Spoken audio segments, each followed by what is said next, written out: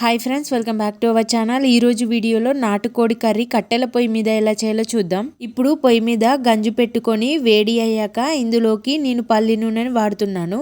పల్లి నూనె వాడడం వల్ల కర్రీ అయితే రుచిగా ఉంటుంది. నూనె వేడయ్యాక బిర్యానీ ఆకులు వేసుకోవాలి. తర్వాత పచ్చిమిర్చి, ఉల్లిపాయలు వేయాలి. ఇప్పుడు కొద్దిగా ఉప్పు వేసుకోవాలి. ఉప్పు వేయడం వల్ల ఉల్లిపాయలు త్వరగా వేగుతాయి.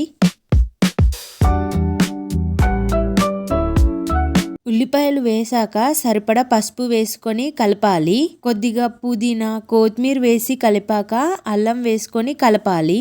అల్లం పచ్చివాసన పోయాక చికెన్ వేసుకోవాలి. చికెన్ని బాగా కలిపి కొద్దిగా కల్లుప్పు వేయాలి.